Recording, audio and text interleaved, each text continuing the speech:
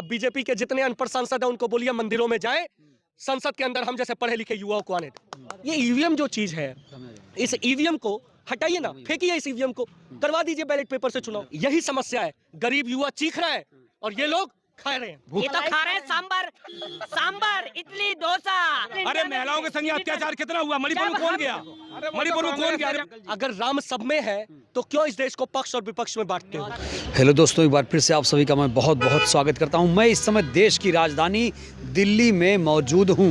लगातार ग्राउंड पर जा रहा हूं, लोगों से बातचीत कर रहा हूं कि देश में क्या 2024 में राजनीतिक परिवर्तन होगा, सत्ता परिवर्तन होगा, मोदी तीसरी बार आएंगे या जाएंगे, इसको लेकर लोग क्या सोचते हैं।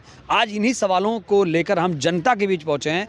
जी बताइए, क्या नाम है आपका? मेरा नाम 24 में क्या नाम है? डॉक्टर राजन सिंह। डॉक्टर राजन जी, 24 में क्या परिवर्तन हो जाएगा?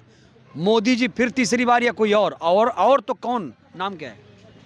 आप जो तीसरी बार की बात कर रहे हैं, हम लोग बचपन से कहानी सुने हैं, 3 तिगाड़ा काम बिगाड़ा। तो तीसरी बार में तो 3 तिगाड़ा काम बिगाड़ा होता है। हालांकि हमारी लड़ाई नहीं है, मोदी जी तीसरी, चौथी, 5वीं बार प्रधानमंत्री बने, हमारी शुभकामनाएं हैं। लेकिन आज देश की ज़रूरत ये है कि देश बचना चाहिए। ये देश ही नहीं बचेगा तो आप किसके प्रधानमंत्री बनेंगे? क्या आपको अच्छा लगेगा ये कहलाना कि हम बेरोजगारों के प्रधानमंत्री हैं? क्या आपको अच्छा लगेगा कि हम कहलाना कि हम उस देश के प्रधानमंत्री हैं जहाँ किसान मरता है डेली लाखों की संख्या में?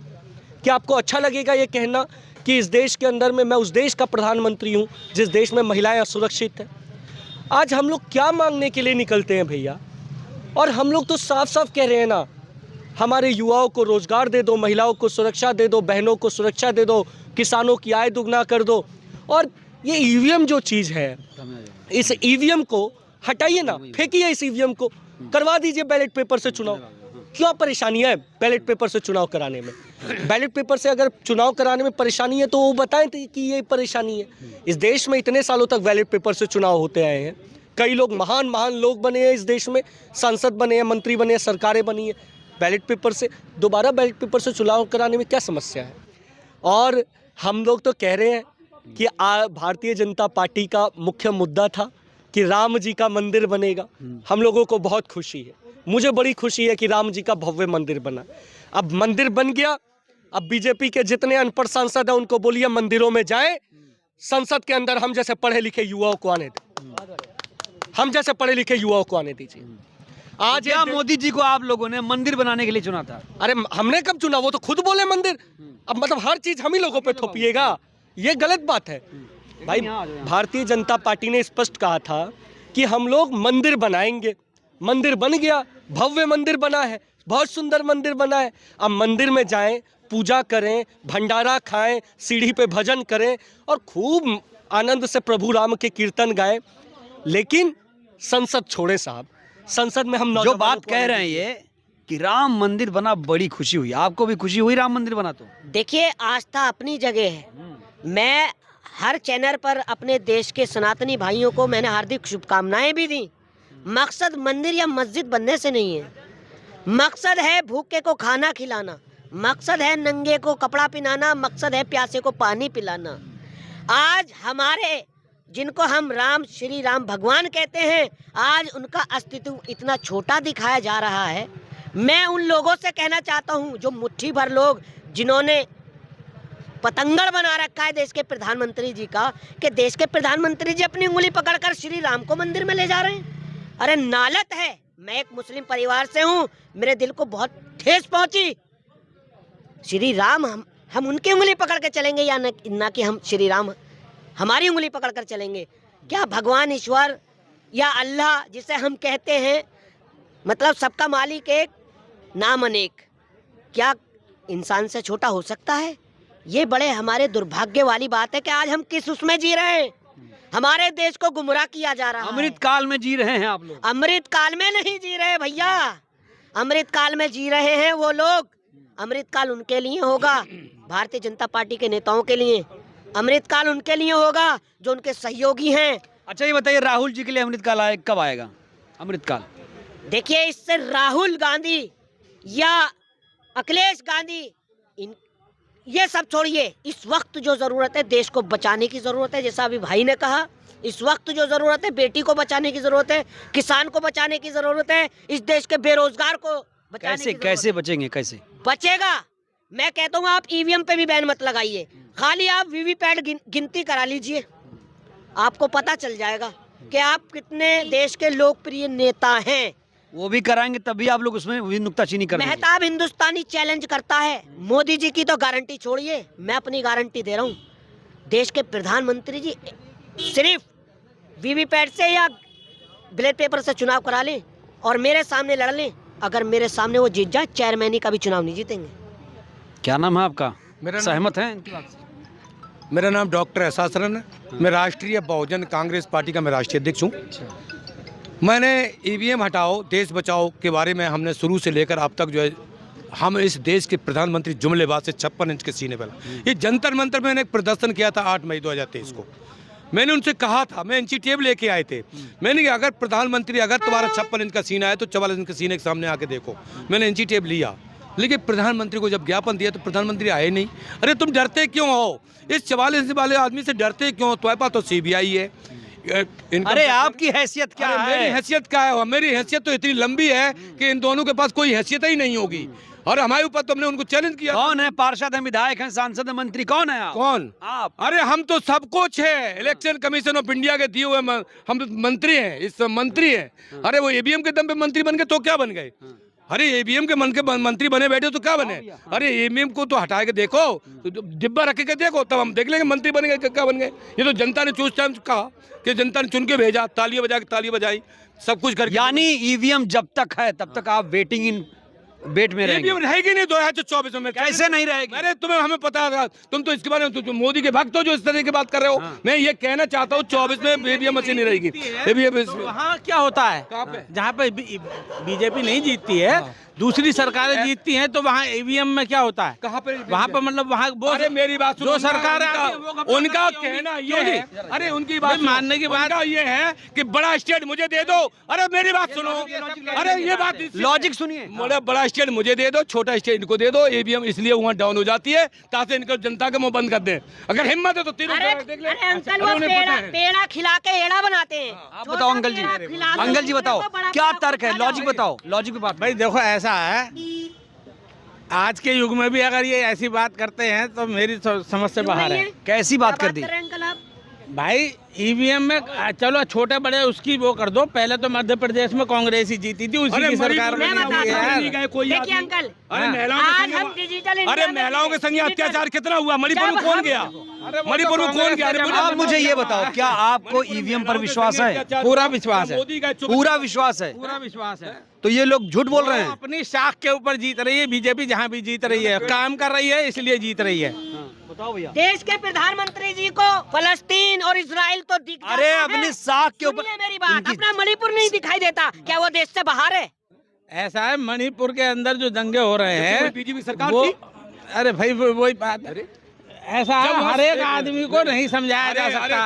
उनके वो आपसी ये कह रहे थे देश के प्रधानमंत्री को इन्होंने कहा था काला धन लाएंगे, बेटी बचाएंगे, युवाओं को रोजगार देंगे, हम किसानों को आय दुगना कर देंगे, 15-15 लाख रुपए डालेंगे। क्या तुम्हारे खाते 15 लाख आ गए क्या? अरे तुम्हारे खाते 15 लाख आ गए, ये तो बताओ। 15 लाख कब देने का वादा किया है? 15 लाख का वादा कभी नहीं किया। आप बीजेपी सपोर्टर हैं? धन आएगा तो वो पैसा इतना है कि हर किसी के कहाँ से आएगा? जब काला धन लाते, जब काला धन लाते खुद काले हो गए। 2000 साल में नोट बने। अरे भैया, अरे उन्होंने पहले नीति ऐसी बना रखी है, उसको लाना ही। आप कह रहे हैं ईवीएम से नहीं, साख से जीत रही है बीजेपी अभी। देखिए सच ये है कि आज हमारे देश के लिए बर्बादी का जो कारण है वो ऐसे लोग हैं जिनको पता है कि हम गुलाम हैं, लेकिन फिर भी वो मानने को तैयार नहीं है। हम लोग कोई नहीं कह रहा कि इन लोगों को मत बोलिए, ये नहीं कह रहे कि ईवीएम गड़बड़ है, इनको भी मत कहिए, ये सब गरीब लोग हैं साहब, कल ही के डेट में पुलिस पकड़ लेगी। PIL number 69/2022 Rajan Singh versus election commission of India में सुप्रीम कोर्ट और इलाहाबाद हाई कोर्ट के डबल बेंचों के जजों ने कहा कि ईवीएम में गड़बड़ी है। हम नहीं कह रहे सर, हम नहीं कह रहे, हम लोगों को मत फंसाइएगा। आप बताइए क्या वो जज लोग गड़बड़ है क्या बोल रहे सर? हैं क्या वो? दूसरी चीज, ले लेते हैं, जवाब ले लेते हैं। जांच का विषय है भाई, ये तो फिर जांच करवानी समस्या है चाहिए साहब, यही समस्या है। भाई। जब सर, यही ऊपर समस्या पे जो है है। वो- दूसरी चीज सुनिए सुनिए सुनिए सुनिए सर, सारी समस्या क्या है अंकल जी? नया संसद भवन बना है ना, तो नए संसद भवन में नए युवा आने चाहिए कि पुराने बुजुर्ग जाने चाहिए? बोलिए देखो, मोदी जी अगर- नहीं जाने चाहिए? जवाब भैया, दीजिए। मेरे नए जैसे भी आ युवा रहे नहीं- हैं, पुराने भी जा रहे हैं। मेरे जैसे युवा में आपको राम नहीं दिखता, जबकि मेरी तो मूछें भी नहीं है, राम जी की भी मूछें नहीं थी। मैं भी उन्हीं की तरह थोड़ा सा पब्लिक को देखना आपको चाहिए ना, पब्लिक वोट करेगी तो आपको आप दिखता है भी कि आएंगे। नहीं? आपको दिखता है कि नहीं बताइए? अरे तो आपको पब्लिक मेरे अंदर चुनेगी राम तभी दिखता है तो कि जाओगे नहीं? वहाँ। आपको मेरे अंदर राम दिखता है कि नहीं? अरे पब्लिक ये तो समस्या है इस देश की, भैया पब्लिक ये इस देश की अरे समस्या है। राम सब में है कौन? अगर राम सब में है तो क्यों इस देश को पक्ष और विपक्ष में बांटते हो? क्यों इस देश को कांग्रेस और बीजेपी के ही लिए बना दिया? ये दोनों चोर है साहब। राहुल जी ये में राम दोनों है कि चोर नहीं? सब में राम है, सब में है। ये राम सब में है, ये सब- लेकिन किसी को दिखते किसी को नहीं दिखते, बस समस्या यही है। देखिए मैं बताता हूँ अंकल को, एक होता है खीरे वाला चोर, एक होता है हीरे वाला चोर। सब ये एक थाली के चट्टे बट्टे। दरअसल क्या है, ये तो देश- भाग गए। ये देश देखिए, ये देश जब इस दिन संसद में जिस दिन पढ़े लिखे युवा आएंगे, ये सब भागेंगे। आप समझ जाइए, आज हमारे देश में नई संसद भवन में वही पुराने आडंबरी लोग जाएंगे, धर्म में बांटेंगे, जात में बांटेंगे, कुर्मी को कुशवाहा से लड़ाएंगे, कुशवाहा को दलित से लड़ाएंगे, दलित को एससी से लड़ाएंगे, एससी को एसटी से लड़ाएंगे, एसटी को पंडित से लड़ाएंगे, पंडित को किसी से राजपूत से लड़ाएंगे। ये इस देश में चल रहा है। खूब फुलाएंगे। हमारे देश को बदलने, हमारे देश के अंदर में हाँ, ईवीएम में कोई गड़बड़ी नहीं है। ये लोग ड्रामा कर रहे हैं। इनकी 2024 की दुकानदारी बंद हो गई है। अब ये चंदे के नाम से लोगों की जेब पटाखा मारेंगे। मोदी जी नहीं मारने देगा। 2024 में मोदी अच्छा जी आपको आएगा। कितना चंदा दिया है खाने के लिए बीजेपी ने? देखो ये मैंने अपनी कष्ट कमाई से मेहनत से मुझे खाया। तो नहीं लग रहा, मुझे तो लग रहा है सुबह चाय पीता है आज की ये बहुत ब्रेकिंग न्यूज है साहब। आज की एक ब्रेकिंग न्यूज देता हूँ। ब्रेकिंग न्यूज, मेहनत की कमाई से भी पेट फूलता है। ये पहली बार ब्रेकिंग न्यूज है, इसको देख लीजिए। तो हमारे साहब ये असली भारतीय है। वैसे ये 15 सुनिए, लाख का ही नतीजा है भैया। ये 15 लाख का क्या महीने का है भैया, बता दीजिए। 9 महीने का है। नहीं नहीं, मेरी बात मैं एक चीज बोलना चाहता हूँ। ये भाई का मैं एक चीज पर समर्थन करना चाहता हूँ। अभी आप युवा हो, चलो मैं आपसे उम्र में बड़ा हो सकता हूँ, लेकिन भाई आप एक बात बताओ, तुम आज इतने लोग इकट्ठे दल करके ना ईवीएम हटाने का मुद्दा कर रहे हो। एक बात ठीक है, ईवीएम में गड़बड़ मान ले, थारी मान ले ईवीएम में गड़बड़ है, पर तुम लोगों के बीच में क्यों नहीं जाते? तुम एयर कंडीशन में बैठे हो, यहाँ सारे गए गर्म मीटर के नीचे बैठे हो। बीजेपी वाले चूल्हे तक भी पहुंच रहे हैं गरीब लोग आगे घर में। मोदी वहाँ एक गरीब घर में रोटी- सिलेंडर कितने का है? सिलेंडर तो भाई जितने का है उतने का है। 1150 का क्या बुरी गरीब खरीद पाता है? हाँ? गरीब खरीद किसके लिए? सिलेंडर गरीब खरीद यही पाता सवाल है? मैं इस इनसे देश में कहूं। कोई गरीब नहीं है। अगर इस देश में यही सबको सवाल रोजगार, सबको मुफ्त बांट कर रखा जाए। सुनिए, इस देश के अंदर में जो लोग भारतीय की बात करते हैं, हमारे देश के अंदर में भारतीय ये है सर। आप देख लीजिए, देखा तो भाई। यही समस्या है। गरीब युवा चीख रहा है और ये लोग खा रहे हैं। भूखे हो? उनसे पूछिए, भूखे हो? उनसे पूछिए, उस गरीब से पूछिए जो रोज कुआं खोद कर पानी पीने वाला। इन्हें क्या पता गरीबी। ये तो खा रहे हैं सांबर, इडली, डोसा, गुजराती थाली खा रहे हैं, तो कहेंगे भी उन्हीं की भाई। मोदी जी ने सबको खाने का अधिकार दिया, मुझे भी खाने का अधिकार दे दिया। नेताजी इधर आओ। संविधान ने दिया खाने का अधिकार। देखो ना, ईवीएम में कोई गड़बड़ नहीं। आप लोग खाम खा माहौल बना रहे नहीं हो। देखिए, ये चुनाव आयोग ने ये हमारे जो आर्टिकल बताया गया है, ये हकीकत उनके पास ऑर्डर है और इलेक्शन कमीशन ने माना इस बात के लिए, और वो हम लोग जो ऑर्डर लेके आए हैं उसी ऐसा उन्होंने माना है। अगर मेरी बात सुनिए, अगर ईवीएम में नहीं था तो सुप्रीम कोर्ट को ये आर्टिकल नहीं देना चाहिए था। मैं आपके चैनल के माध्यम से सिर्फ देशवासियों को, देश के युवाओं को एक ही मैसेज देना चाहूंगा कि देश बचा लो, मौका है। बीजेपी सांबर एक धोखा है।